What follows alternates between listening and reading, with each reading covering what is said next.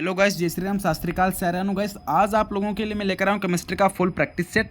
जैसा कि मैंने आपको बता रखा है, शादी में बिजी होने के कारण यार मेरा सेटअप तैयार नहीं हो पाया, जिसके कारण आपकी जो कॉन्सेप्ट क्लास और जो प्रैक्टिस क्लास है वो 2 दिन और लेट हो जाएगी। उसके बाद मैं आपको व्हाइट बोर्ड पे पूरा कॉन्सेप्ट क्लास करवाऊंगा और टॉपिक वाइज प्रैक्टिस भी करवाने वाला हूँ। तब तक जो बीच में 2 दिन है, इन दिनों में आपको जो है केमिस्ट्री के फुल प्रैक्टिस सेट करवाऊंगा, जिसमें क्या होगा, आपको 20 क्वेश्चन में प्रोवाइड कराऊंगा और एक क्वेश्चन में अपने यूट्यूब चैनल पर भी डालूंगा। आप उसको वोट करना है, उसको आंसर देना है और उस क्वेश्चन को मैं इसमें जरूर शामिल कर लिया करूंगा। तो आज मैंने डाला, उसका लगभग ऐसे मान लो 1-2 लोगों ने सही आंसर दिया, बाकी सभी ने गलत दिया। उसका रीज़न मैं इसमें एक्सप्लेन करूंगा। तो फिर स्टार्ट करते हैं।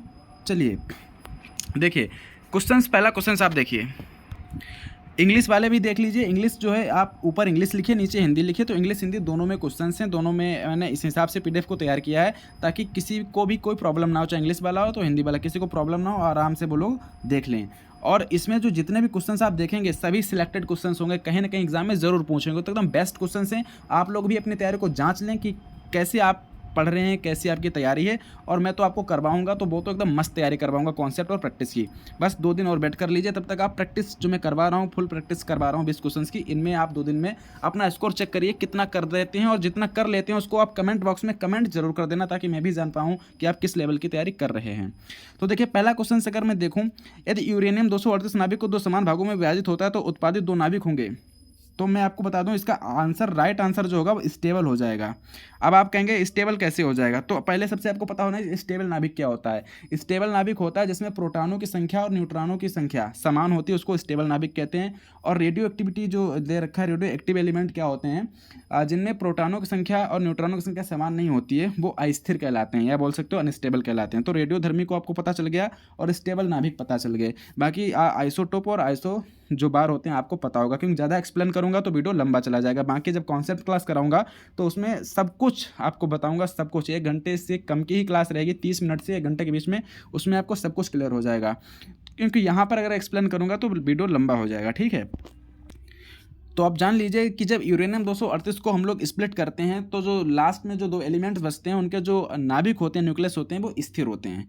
तो नेक्स्ट क्वेश्चंस की ओर बढ़ते हैं। देखिए, हाइड्रोजन गर्म होने पर कम नहीं करेगा। एक क्वेश्चन आज मैंने पोस्ट किया था अपने चैनल पर, तो काफ़ी लोगों ने इसका गलत आंसर दिया है। तो इसका जो राइट आंसर है वो है L2O3। अब एक क्यों है तो आपको बता दूं, जो आपने एक सीरीज़ देखी होगी, जो सीरीज़ में आपने देखा होगा, जो रिएक्टिविटी एलिमेंट्स होते हैं वो सबसे ऊपर उसमें कौन सा होता है, एल्युमिनियम होता है। हाइड्रोजन, फिर हाइड्रोजन जो होता है उससे नीचे कॉपर होता है और सबसे ऊपर एल्युमिनियम होता है। तो उसी बेस पर एक क्वेश्चन यहाँ पर बनाया गया, hydrogen will not reduce heated. तो सबसे ऊपर उसमें एल्युमिनियम होता है, तो इसीलिए इसका राइट आंसर हो जाएगा L2O3। इसको एल्युमिना भी कहा जाता है, ठीक है। वैसे एल्युमिनियम ऑक्साइड, वैसे एल्युमिना भी इसको बोलते हैं। और अगर आपने वो सीरीज़ नहीं देखी है तो मैं आपको दिखा रहा हूँ, आप यहाँ पर देख लीजिए। ये देखिए, तो यहाँ पर देखिए, जो एल्युमिनियम है वो सबसे ऊपर है, उसके नीचे हाइड्रोजन है, फिर एक कॉपर है, फिर उसके नीचे आपको जिंक मिलेगा, आयरन मिलेगा, निकल मिलेगा। तो सबसे ऊपर इसमें एल्युमिनियम है। तो वही वो क्वेश्चन यही इसी से बनाया गया है और यही बात वो पूछ रहा है। आप एक बार क्वेश्चन को दोबारा देखेंगे तो आपके समझ में आ जाएगा। इसमें जितने भी क्वेश्चंस हैं सभी सिलेक्टेड, एकदम बेस्ट क्वेश्चंस आपको करवाने वाला हूँ, ठीक है। आप क्वेश्चन को समझ रहे होंगे कि hydrogen will not reduce heated. It's okay, मुझे ज़्यादा बताऊंगा तो समय लगेगा इसमें। चलिए मैं नेक्स्ट क्वेश्चन की ओर बढ़ता हूँ। एल्युमिनियम की सतह अक्सर एनोडाइज्ड होती है, इसका अर्थ निम्नलिखित में से किस परत का निपेक्षण है। अब देखिए, इंग्लिश वाले आप इंग्लिश अपनी पढ़ लेना। तो देखिए, इसका आंसर मैं आपको बता दूं, इसका तो आंसर सबको पता होता है, एल्युमिना इसका आंसर होता है। एल्युमिना मतलब एल्युमिनियम ऑक्साइड, क्योंकि जो परत होती है वो एल्युमिनियम ऑक्साइड की होती है। आई होप आप समझ रहे होंगे, ठीक है। तो नेक्स्ट क्वेश्चन की ओर बढ़ें। अगर आपको समय लग रहा है तो आप इसको जो वीडियो को रोक लीजिए और फिर आप आंसर देके फिर आप आगे बढ़ सकते हैं। आपको अपने नंबर ज़रूर कमेंट करने कमेंट बॉक्स में कि आप कितना कर पा रहे हैं मेरे बताने से पहले, ठीक है। नेक्स्ट क्वेश्चन की ओर अगर बढ़ेंगे तो आप इसमें देखिएगा, एथिल अल्कोहल के सोडियम लवण के जलीय विलयन का सबसे संभावित पीएच मान। अब एक चीज़ देखिए, सोडियम लवण, जब इसमें लवण बोलते हैं, लवण मीन साल्ट, जितने भी साल्ट होते हैं सभी क्या होते हैं, उदासीन होते हैं, न्यूट्रल होते हैं। तो न्यूट्रल का जो पीएच मान होता है वो 7 होता है। तो यहीं से इसका आंसर आप निकाल सकते हैं। तो अब आगे बात ही खत्म हो गई। बाकी आपको पीएच के बारे में बताऊंगा जब पढ़ाऊंगा। 0 से पीएच जो पैमाना है, पीएच, तो पीएच एक्चुअली में आपको पता होना चाहिए पीएच मान जो होता है इसका मतलब क्या होता है, हम लोग क्यों निकालते हैं किसी भी विलेन का, किसी भी सॉल्यूशन का पीएच मान। ये सारी बातें आपको कॉन्सेप्ट क्लास में बताऊंगा। शॉर्ट तरीके से अगर मैं बताना चाहूँ तो बता दूं, पीएच का मतलब होता है कि किसी भी विलेन में, किसी भी सॉल्यूशन में हम लोग हाइड्रोजन की क्षमता को मापते हैं। बस यही पीएच मान है। और सारेंसन एक वैज्ञानिक थे, आप बोल सकते हो, उन्हीं ने उसको बनाया था। 0 से 14 एक स्केल होती है, 0 से 14 तक उस पर नंबर पड़े होते हैं, और वही बस पीएच। अगर 0 से 7 है, 7 के पहले है तो वो एसिड हो जाता है, और अगर फिर 7 के ऊपर निकल जाता है तो बेस हो जाता है, और उसके बाद में अगर 7 है तो वो साल्ट हो जाता है, यानी कि वो उसको बोल सकते हैं लवण हो जाता है। नेक्स्ट क्वेश्चन की ओर बढ़ेंगे। देखो ज़्यादा डिटेल में और भी इसके बारे में बहुत सी चीज़ें हैं, वो आपको कॉन्सेप्ट क्लास में मिल जाएंगी। तो आप लोग अगर चैनल पर पहली बार विजिट कर रहे हैं तो चैनल को सब्सक्राइब करें और वीडियो को शेयर जरूर कर दें, ताकि दूसरे लोग भी इसका फ़ायदा उठा पाएँ। अब हम बात करेंगे नेक्स्ट क्वेश्चन की। तो इसमें आप देख लीजिए कि M एक परमाणु, अब देखिए एक तत्व का M का परमाणु द्रव्यमान है। परमाणु द्रव्यमान समझते हैं ना, 19 दे रखा है। मतलब जो ऊपर होता है, आपने देखा होगा एक्स करके वो लिखा जाता है। जैसे देखिए परमाणु द्रव्यमान का यहाँ पर मतलब है एक्स, ए कोई एलिमेंट है, यहाँ पर ए लिखा, यहाँ पर बी लिखा, तो जो बी है यहाँ पर वो दे रखा है 19 इन्होंने, ठीक है। तो वही होता है परमाणु द्रव्यमान। और परमाणु संख्या जो है, यानी कि एटॉमिक नंबर है, वो 9 दे रखा है। तो इसका आयन कितना हो जाएगा? तो अब आप बताइए कैसे आप आइडेंटिफाई करेंगे। 9 का मतलब क्या होता है? फ्लोरीन, क्लोरीन, आप ये समझ लीजिए, ऐसे समझ लीजिए, फ्लोरीन क्लोरीन। 9 पर क्या है? फ्लोरीन है ना, तो फ्लोरीन पर कितना चार्ज होता है? M-1 होता है, तो यही इसका राइट आंसर हो जाएगा। ऐसे भी आप आइडेंटिफाई कर सकते हैं। चलिए नेक्स्ट क्वेश्चन की ओर बढ़ते हैं। आप पूछ रहे हैं कि Fe2O2 निम्नलिखित में से किसकी ऑक्सीजन की कौन सी ऑक्सीकरण अवस्था होगी? ओके, ऑक्सीडेशन स्टेट इसमें पूछ दिया है। तो देखिए ऑक्सीडेशन स्टेट 2 आयनों की भी निकाली जाती है और इसकी भी निकाली जाती है। आयनों का कैसा निकाला जाता है कॉन्सेप्ट क्लास में क्लियर करा दूंगा, इसको आप देख लीजिए। देखिए आपका ऑक्सीजन का पूछा है, तो ऑक्सीजन को आप x मान लीजिए। चलिए ऑक्सीजन को x मान के यहाँ प्लस कर दीजिए। F के ऊपर चार्ज -1 होता है, तो -1 इधर कर लीजिए, -1 इधर कर लीजिए, सॉरी 2 लिख गया, -1 और ब्रैकेट बंद कर लीजिए। और F2 है तो उसमें 2 से मल्टीप्लाई करा लीजिए, बराबर करा लीजिए 0। तो आप देखिए कि इधर प्लस था और इधर 2 था, तो माइनस का 2 प्लस का 2, यानी कि प्लस का 2 जो इसका आंसर हो जाएगा वो राइट हो जाएगा, राइट आंसर हो जाएगा प्लस का 2। यानी कि OF2 की जो ऑक्सीजन, जो इसकी ऑक्सीडेशन स्टेट होगी ऑक्सीजन की, वो प्लस की 2 होगी। नेक्स्ट आप आगे बढ़िए। देखिए अम्लीय घोल पहचान करने के लिए निम्नलिखित में किस पदार्थ का उपयोग किया जाता है? जो अम्लीय घोल है उसकी पहचान करने के लिए, आइडेंटिफाई करने के लिए किस हम लोग सब्सटेंस का यूज़ करते हैं? तो मैं आपको बता दूं कि अम्लीय की पहचान करने के लिए हम लोग करते हैं KNO3 का यूज़ करते हैं। क्यों करते हैं? जब इसको हम लोग पानी में डालते हैं तो हमको ये स्ट्रॉन्ग एसिड दे देता है HNO3, और जब स्ट्रॉन्ग एसिड मिल जाएगा तो अम्लीय घोल की पहचान हो जाएगी। अम्लीय घोल की पहचान करना, क्षारीय घोल की पहचान करना, ये सभी आपको कॉन्सेप्ट क्लास में क्लियर हो जाएगा। कैसे क्लियर करते हैं वो आप देख लीजिए। आप यहाँ पर देख लीजिए कि जो स्ट्रॉन्ग, अब देखिए स्ट्रॉन्ग एसिड है या स्ट्रॉन्ग बेस है, तो आपको वाटर और साल्ट ही मिलेगा। अब मैं बात करूँगा, अगर आपका स्ट्रॉन्ग बेस है तो अगर स्ट्रॉन्ग बेस है तो फिर बेसिक साल्ट आपको मिल जाएगा। अगर स्ट्रॉन्ग एसिड है तो एसिडिक साल्ट मिल जाएगा, और दोनों अगर वीक हैं तो फिर आपको साल्ट मिल जाएगा। इन्हीं चीज़ों को मैं अच्छे से एक्सप्लेन करके आपको बताऊंगा, तो आपके समझ में आएगा कि क्षार के लिए कौन सा रहता है, क्षार विलयन की पहचान करने के लिए, और अम्लीय के लिए आप याद कर लीजिए KNO3 मैंने बता दिया है। नेक्स्ट बढ़ते हैं।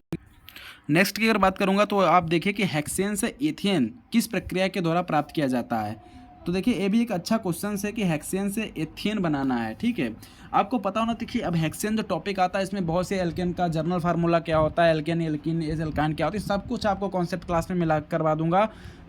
केवल 20 वीडियो लाऊंगा कॉन्सेप्ट क्लास की, 20 वीडियो में पूरा केमिस्ट्री कवर हो जाएगा। 17-18 क्वेश्चन आप करके आएंगे अगर आप मेरे वीडियोज़ देखेंगे और मेरा सपोर्ट करते रहेंगे, तो मैं और ज़्यादा मिक्सर उसमें डालूंगा, इतना अच्छे से करा दूंगा कि आप भी कहेंगे यार मतलब कहीं से केमिस्ट्री पढ़ी है मैंने।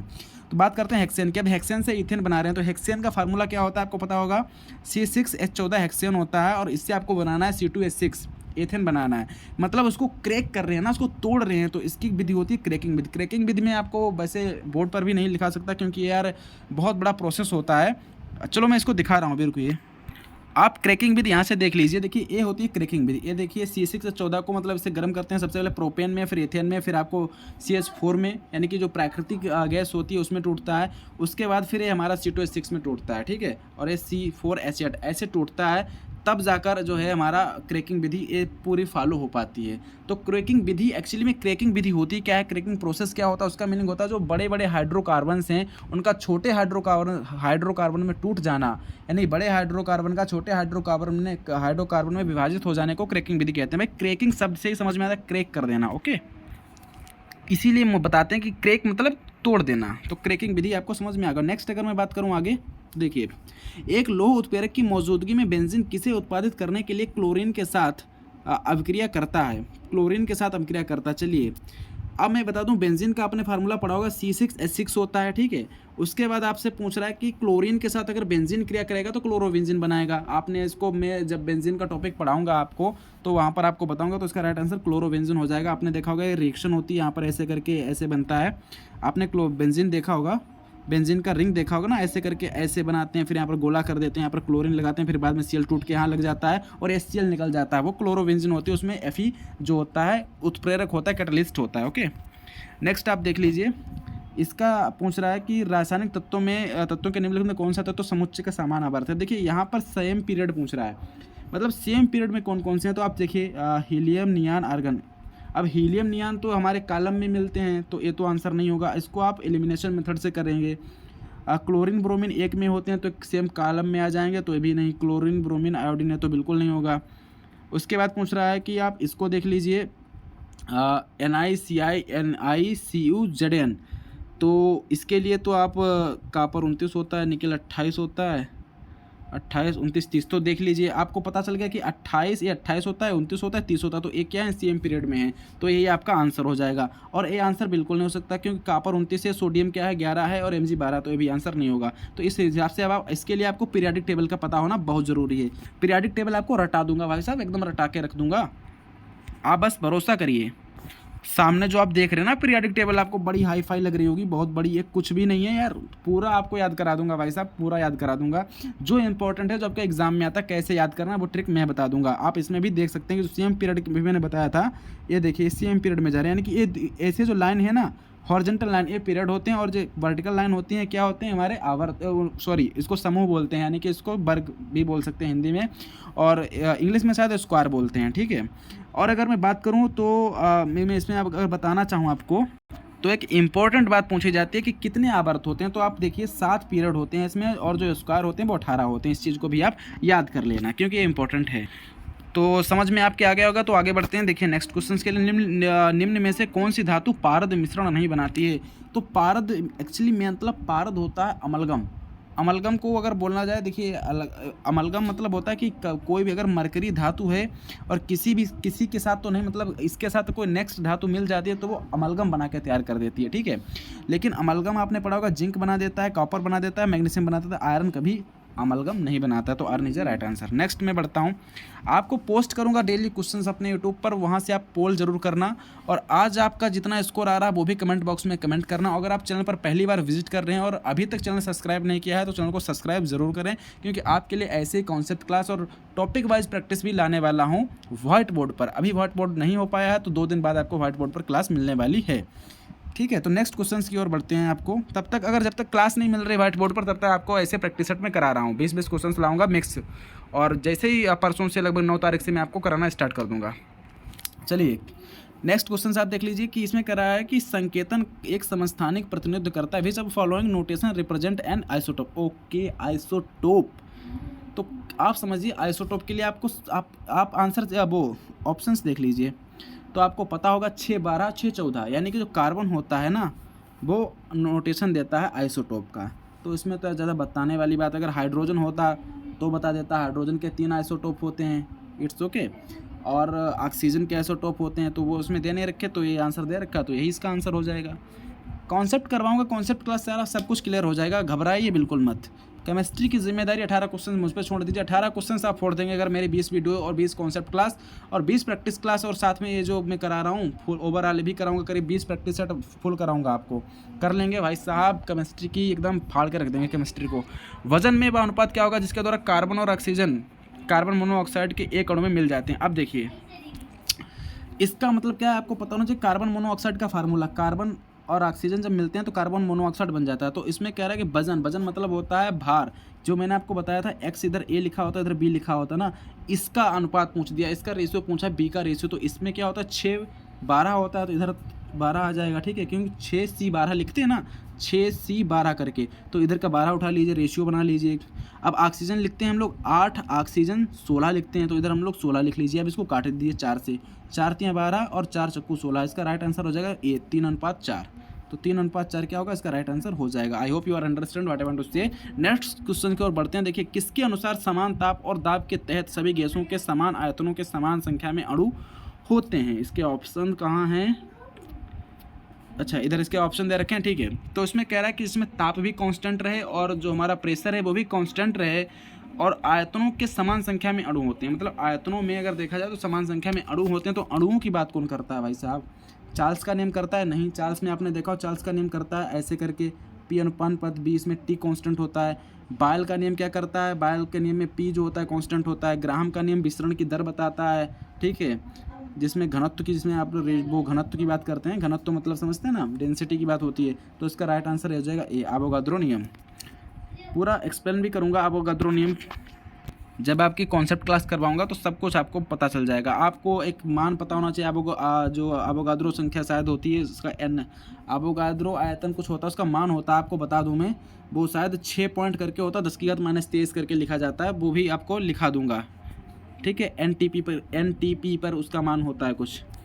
चलिए नेक्स्ट देखिए, गोबर गैस के दहनशील भाग का प्रमुख भाग क्या है? अब आपको फिर बता दूं, जो गोबर गैस होती है उसमें आपका CH4 पाया जाता है, प्राकृतिक नेचुरल गैस पाई जाती है ए, इसको मीथेन कहते हैं, ठीक है।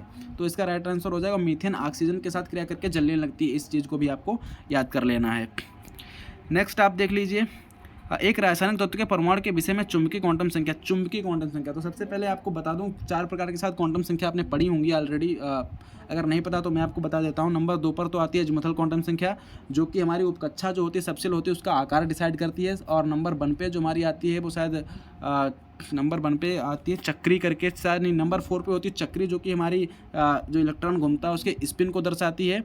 और तो स्पिन इसका आंसर नहीं होगा, ठीक है, और आकार का नहीं होगा। तो इसका राइट आंसर होगा चुंबकीय क्वांटम संख्या, यानी कि जो चुंबकीय क्वांटम संख्या होती है वो उसका ओरिएंटेशन बताती है, जो कि तीसरे नंबर पे आती है। इसका मान जो होता है चुंबकीय का, वो आपका, आप ऐसे ले लीजिए, 0 को छोड़कर, सॉरी 0 से स्टार्ट होता है चुंबकीय क्वांटम संख्या का मान, 0 से स्टार्ट होता है। आप 0 से लेकर कहीं तक भी इसका जा सकता है मान।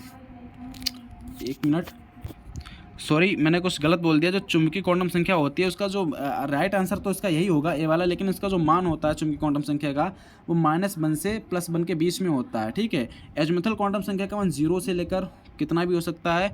और जो हमारे मुख्य क्वांटम संख्या आती है उसका मान होता है 0 को छोड़कर कोई भी पूर्णांक, वो हमारी ऊर्जा को बताया करती है, मतलब वो हमारी ऊर्जा और आकृति को बताती है। और हमारी अज़ीमुथल क्वांटम संख्या उसका आकार बताती है सबसेल का, स्पिन वाला स्पिन बताता है, ए ओरिएंटेशन बताती है। कॉन्सेप्ट में आपका क्लियर हो जाएगा, वैसे भी मैं आपका क्लियर करते चल रहा हूँ। नेक्स्ट आप क्वेश्चंस देख लीजिए, वायुमंडल में निम्नलिखित में से किसकी उपस्थिति से अम्लीय वर्षा होती है? अम्लीय वर्षा के लिए आप सदैव ध्यान रखना, सल्फर ही जिम्मेदार होता है, सल्फर, ये लिखा है सल्फर, बस राइट आंसर हो जाएगा। नेक्स्ट आप देख लीजिए, मानव वक्र बनाने वाले पत्थरों में, अब वक्र मतलब जो स्टोन्स हमारी किडनी में पाए जाते हैं उसका जिम्मेदार कौन है? तो आप ये याद कर लेना, कैल्शियम ऑक्सलेट के कारण हमारे स्टोन्स बन जाते हैं, पत्थरी बन जाती है, ठीक है। खदानों के अधिकांश विस्फोट मिश्रण के कारण होता है। अब देखिए जो खदान जो हैं उसमें जो विस्फोट हो जाता है किसके कारण हो जाता है? आप देखिए, ऑक्सीजन के साथ हाइड्रोजन, क्या भैया ऑक्सीजन के साथ हाइड्रोजन अगर मिल जाएगी तो क्या जलने लगेगा? बिल्कुल नहीं जलेगी। एसिटिलीन के साथ ऑक्सीजन, एसिटिलीन के साथ ऑक्सीजन नहीं जलेगी। अभी मैंने बताया था कि मेथेन के साथ अगर ऑक्सीजन मिल जाती है तो आग लग जाती है। तो यही इसका राइट आंसर हो जाएगा, ऑप्शन सी इसका राइट आंसर है। नेक्स्ट आप देख लीजिए, बहुत कठोर सामग्री है और कोमल भी है, बहुत अच्छा क्वेश्चन है, बहुत कठोर और कोमल। तो इसमें कार्बनडरम, टंगस्टन, कच्चा लोहा, नाइक्रोम। तो इसका राइट आंसर आएगा नाइक्रोम, क्योंकि नाइक्रोम एक जो है मिश्र धातु होती है और नाइक्रोम बहुत हल्की भी होती है और इसका जो प्रतिरोधिकता होता है ना बहुत कम होती है, मतलब इसमें करंट आराम से फ्लो कर सकता है। और इसका गलनांक जो होता है, इसको बोल सकते हैं मेल्टिंग पॉइंट, बहुत ज़्यादा होता है। और अगर बात करूं इसमें जो क्रोमियम जो मिलकर बनी होती है, क्रोमियम और निकल से मिलकर बनती है नाइक्रोम। तो ओवरऑल मैंने आपके बेस्ट क्वेश्चंस करा दिए हैं। आप लोग अपने नंबर्स को कमेंट बॉक्स में कमेंट करें, वीडियो को शेयर करें और चैनल को जरूर सब्सक्राइब करें। अगर अभी तक अगर आपने इस चैनल को सब्सक्राइब नहीं किया है तो चैनल को सब्सक्राइब करके बेल आइकन प्रेस कर दें, क्योंकि आपको लगातार वीडियो मिलने वाली है केमिस्ट्री की और बहुत अच्छे लेवल पर मिलने वाली हैं। तो thank you so much guys इस वीडियो को देखने के लिए। और अगर शेयर नहीं किया तो शेयर करें, वीडियो को लाइक और चैनल को सब्सक्राइब जरूर कर दें। Thank you so much for watching this video.